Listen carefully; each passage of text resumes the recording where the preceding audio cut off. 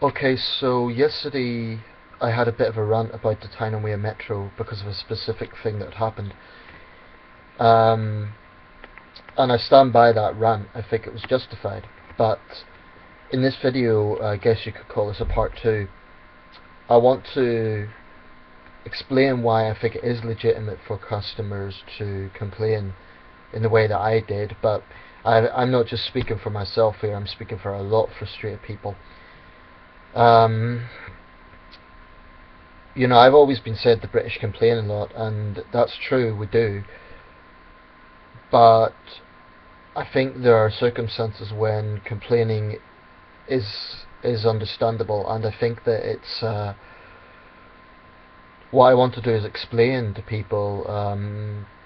Not that I probably need to. I guess a lot of people watching this will understand where I'm coming from, but maybe some people don't, and they might think, "Oh, this just guy's just complaining and whinging, and what's his problem?"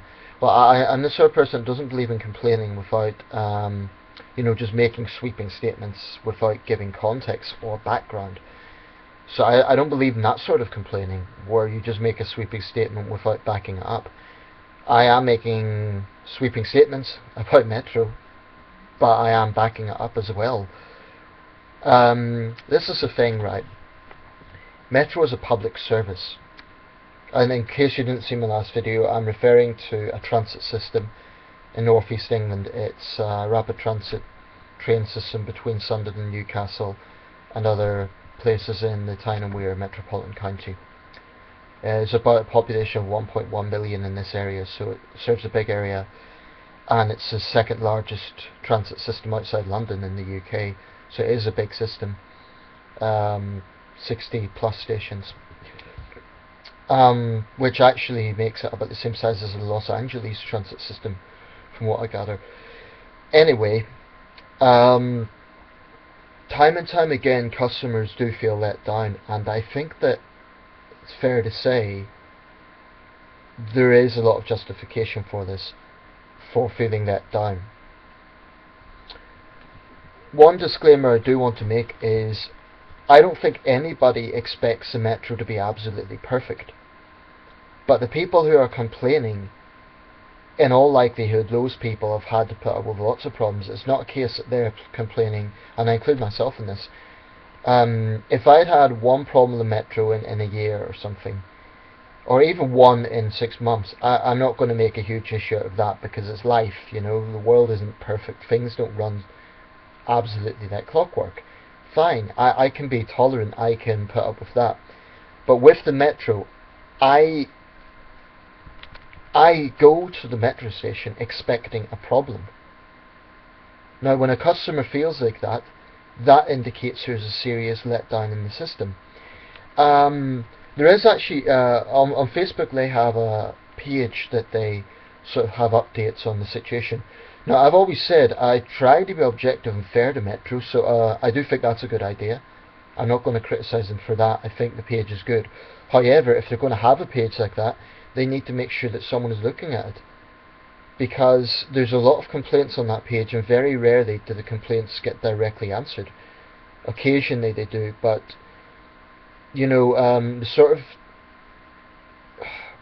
it's like there's so many delays and failed trains. It's become the norm. It has actually become the norm on the Tyne and Wear Metro. And what bugs people is they put millions and millions of pounds of investment into this, supposedly into modernising the system, but the improvements are not noticeable at all. And it makes me wonder, is this a sort of facade improvement? In other words, yeah, maybe they're spending the money on something, but it isn't what people want it to be spent on. I think what they're spending the money on is frills. What I mean by that is doing up stations. Now, okay, it would be nice to have a clean, presentable station, but at the exact moment, what customers want is a much better service. I think that is the number one priority. People are not going to care what colour a station is, and I'm being serious about that. They actually have a poll at the moment for I think it's new ticket barriers, part of the interior design of Newcastle Central Metro Station. They're actually investing money into that. And I looked at the comments underneath, and all the comments virtually where we couldn't care less what colour it is. One guy even said it's rather insulting. It's patronising to customers to prioritise that when there is so much disappointment with the system. So what the Metro should be doing is focusing money into improving the service, and when it does let down customers, compensating customers. It doesn't compensate customers. If you are late for a meeting because of the Metro having a failed train, then they're not going to compensate you. Their argument is, oh well, you still made the journey. So their logic is, if you take the next train, even if it makes you late, their logic is you still had a journey with them. I think that's a disgraceful attitude, because they have no comprehension of how their disruption affects passengers' lives. Now in my case it obviously wasn't life and death, but you know, a lot of people literally are facing job pressures. They could lose their job because of Metro's constant delays. I have to say, I'm not in that situation, so I'm not in the same situation as other people, but I'm still a paying customer, and this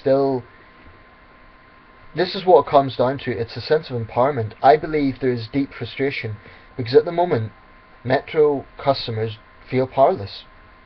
We can make complaints, and I've went through the official channels, so it's not like I've just come online to rant and bitch about people.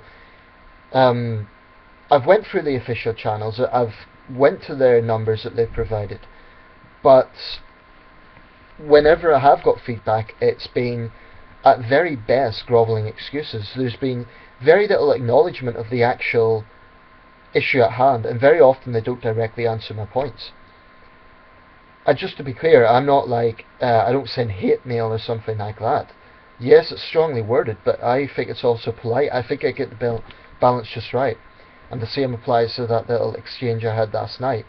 Now, some people might say you're taking this too seriously, why lose sleep over something like that?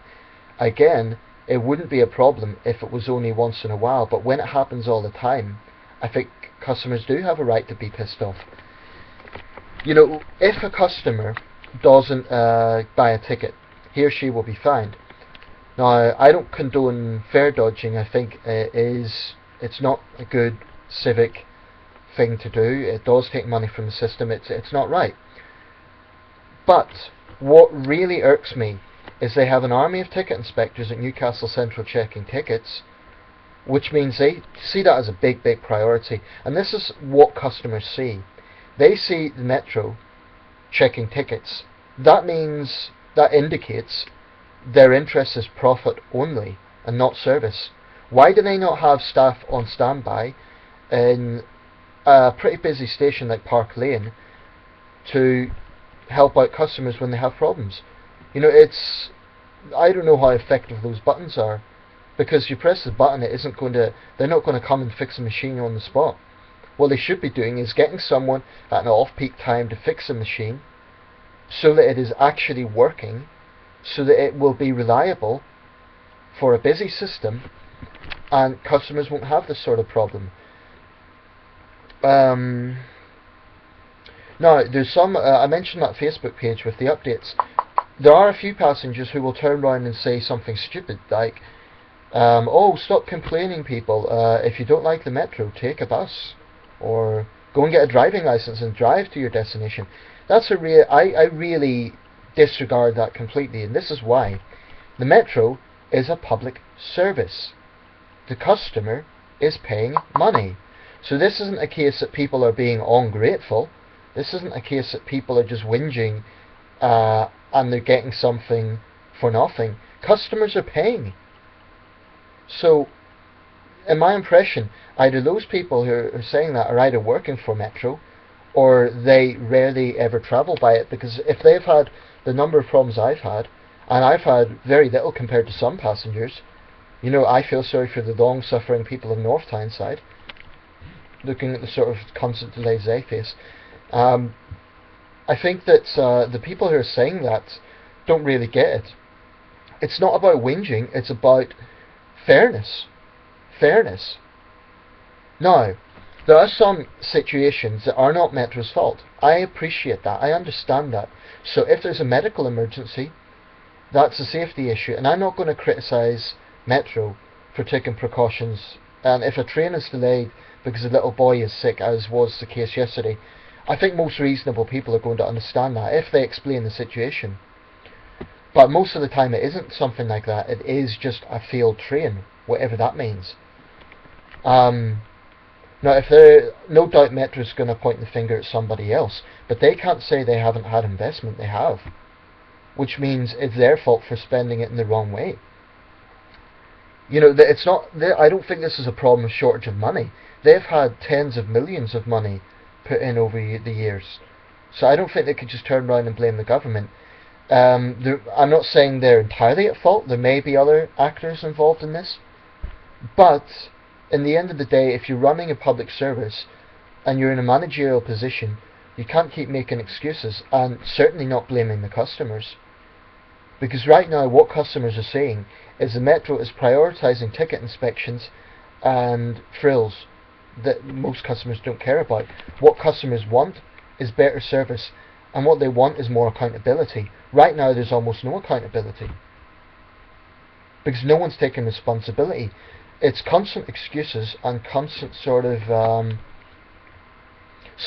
as for the person saying, oh, just get a driving license, that's ridiculous. Not everyone can afford to take driving lessons. And, that's like saying customer... In a sense, it's like blaming the victim, really, because it's like saying, you've been let down by the system, but hey, it's your responsibility to find another way. No, actually, it's not. It's Metro's responsibility to improve. Because not every customer... It's not convenient for every customer to drive. As for getting a bus, not every bus is so direct.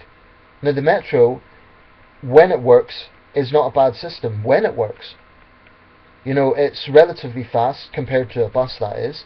And the trains themselves, I've got no problems with the actual trains, at least the ones that arrive.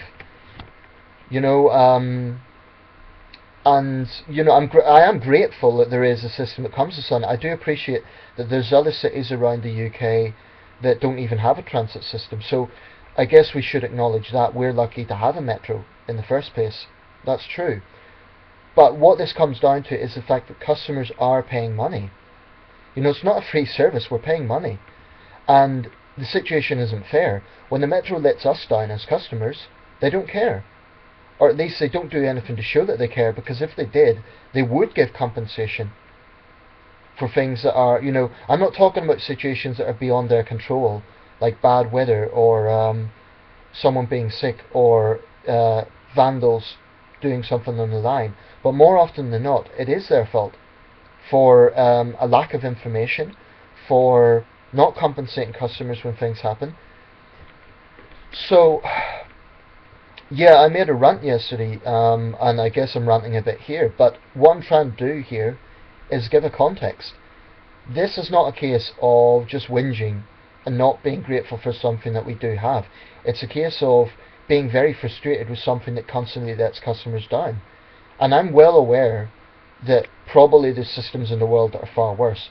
But this is,